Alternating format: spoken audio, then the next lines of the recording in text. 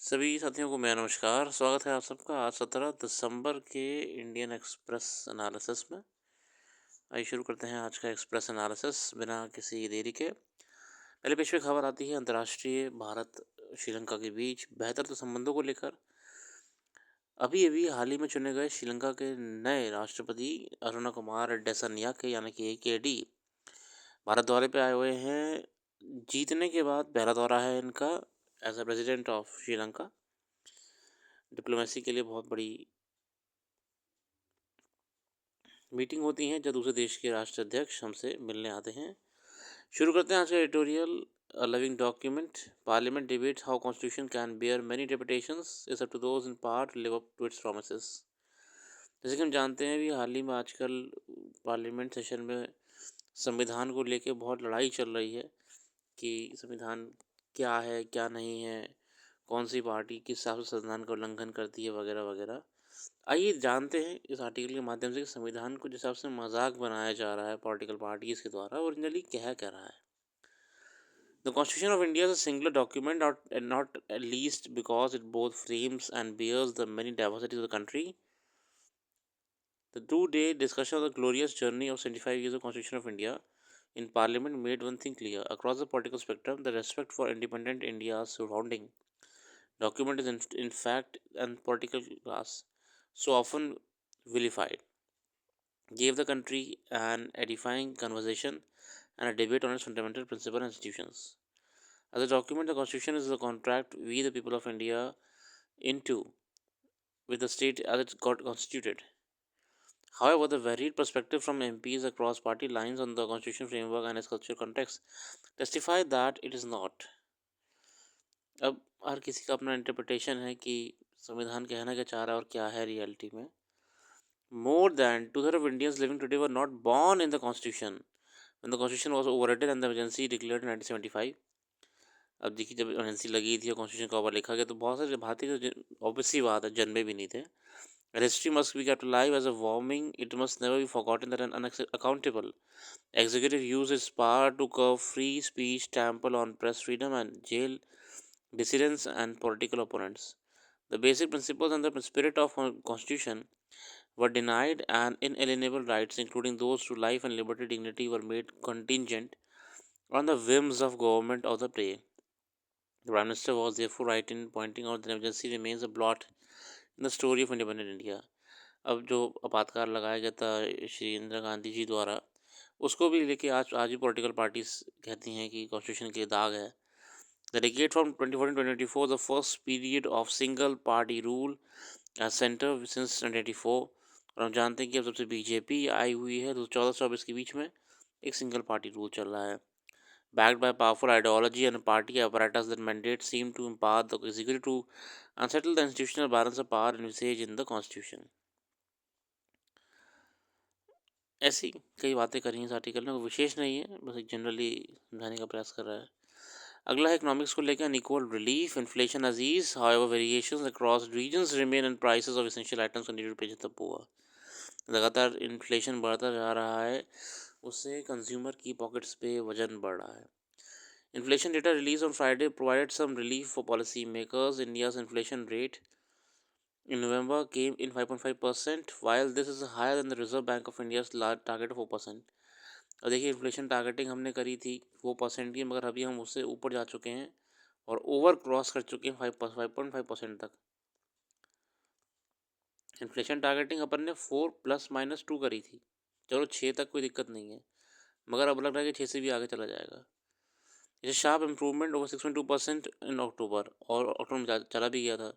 The main reason for of softening in the headline inflation as compared to October was the moderation in vegetable prices और ये थोड़ा अक्टूबर में 6.2% से गिर के नवंबर में 5.5% इसलिए आया, सब्जियों के दाम में कमी होने के कारण मार्केट में सप्लाई अच्छी आ गई तो बैलेंस हो गया।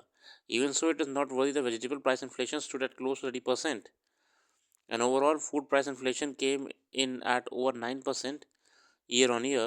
When one takes into account the situation last November, headline inflation of 5.6% and food inflation of 8.7%, it provides a clear picture of how sustained high inflation creates a cost of living crisis.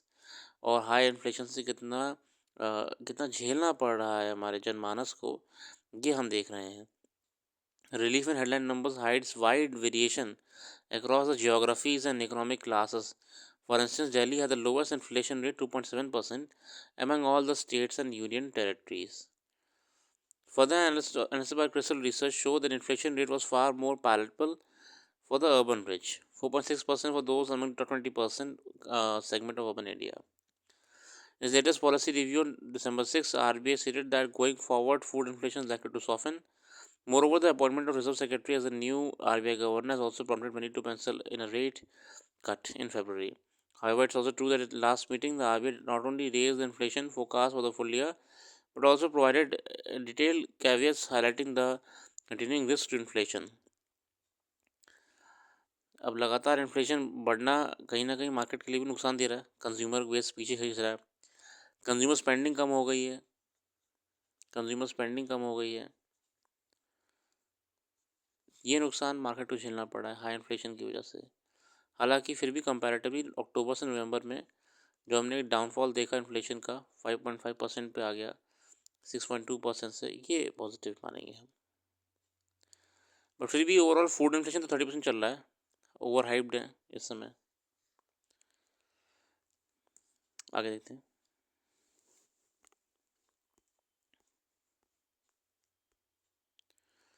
New eastern cuts down shipping time, ये सब में नया root निकाला है, तो उससे हमारा जो कमर्शियल शिप्स होते हैं, आपके मर्चेंट शिप्स होते हैं, उनको अब समय बच रहा है। India surpassed China to become the largest buyer of Russian oil. The operationalization of a new sea route, Eastern Maritime Corridor कहते हैं इसे, Eastern Maritime Corridor, is beginning to play an increasing significant role in boosting commodity trade. ये चेन्नई से Vladivostok का root है। इससे क्या हो रहा है कि shipment time between two countries and thereby transportation cost. अब जब शिप, देखिए शिप एक तरीके से आपका कैब ही होती है, जितना लंबा रास्ता लेके कैब आपको जाएगी ना, उतना आपका खर्चा बढ़ जाएगा, उतना ही कैब वाले पे फ्यूल कॉस्ट भी बढ़ जाएगा। सिंपल है यहाँ पे, जितनी कन्वीनियंट रूट रहेगी उतना शिपिंग कंपनी में भार कम पड़ेगा, उतनी महंगाई प्रोडक्ट्स की नहीं पड़ेगी। जो लॉजिस्टिक कॉस्ट होती है, लॉजिस्टिक कॉस्ट स्टेबल रहेगी और अल्टीमेटली वो एंड प्राइस कंज्यूमर की जेब में ही आनी है। वरना trading of commodities such as crude oil, coal, LNG have already commenced via the new eastern route since early this year, while other products including fertilizer and containerized cargo that warrant longer time commitment from both parties are also now being shipped.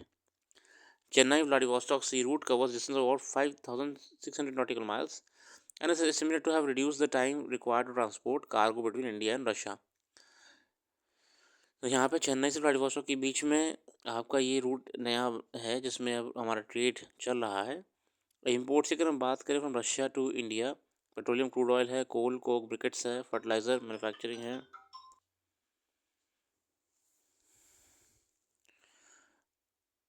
तो ये बहुत ही अच्छी बात है।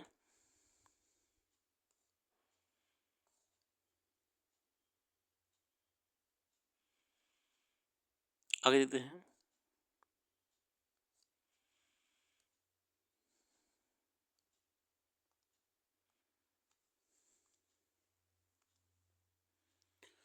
अगला article है does POSH act apply to political parties. ये देखते हैं, जो prevention of sexual harassment act है वर्क प्लेस पे, ये अप्लाई बेसिकली वर्क प्लेस पे होता है। जैसे कि हम जानते हैं सेक्शन 3(1) है पॉश एक्ट का कि no man shall be subjected to sexual harassment at any work place. Definition of workplace in POSH Act is expansive. It includes organizations, institutions, and the public sector bodies that establish, own, control, or wholly or substantially financed by funds provided directly or indirectly by appropriate government. तो यहाँ पे हम समझ लीजिए organisation की बात हो रही है, मगर क्या ये पॉलिटिकल पार्टीज पर अप्लाई होता है? With regards to political parties, however, these things are unclear.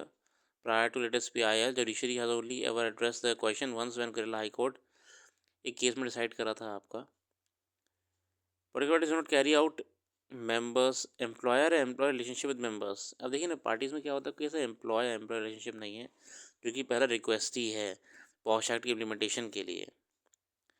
Any private venture undertaking enterprises institution establishment in contemplation और वर्क प्लेस की डेफिनेशन में नहीं आ रहा है। Could the POSH act apply to political parties, अब क्या अप्लाई हो सकता है, तो यहाँ बताया हुआ है कि parties tend to employ the in droves, often little interaction with high level officials and are hired temporarily to operate in field without a defined workplace. तो वर्क प्लेस ही डिफाइंड नहीं है, तो पॉलिटिकल पार्टीज का जो काम होता है. Moreover, if the court on the or the ECI does decide to make POSH Act applicable to political parties, it will have to clarify who the employer is in the context of political party. तो पहले definition तो यहाँ पे हमें employer employer relationship बनाने की हो जाएगी ना, कि पहले आप इस्टेब्लिश कर पाइए कि रिलेशनशिप है भी कि नहीं है. अगर है तो फिर वर्क प्लेस कैसे मानेंगे आप. और वो भी तब जब यहाँ पे कोई रेगुलर एम्प्लॉयमेंट नहीं होता है, यहाँ पे सिर्फ टेम्प्रेरी लोग आते हैं चले जाते हैं. In theory how the POSH act could still apply to political parties. The term workplace and the POSH Act includes a localization visited by an employee, location visited by an employee during the course of employment. हालांकि इस definition से भी हम कह रहे हैं कि हाँ ये वर्क प्लेस ही माना जाएगा जहाँ पे कोई काम करने के लिए जा रहा है, मगर फिर भी things are bit foggy here in understanding.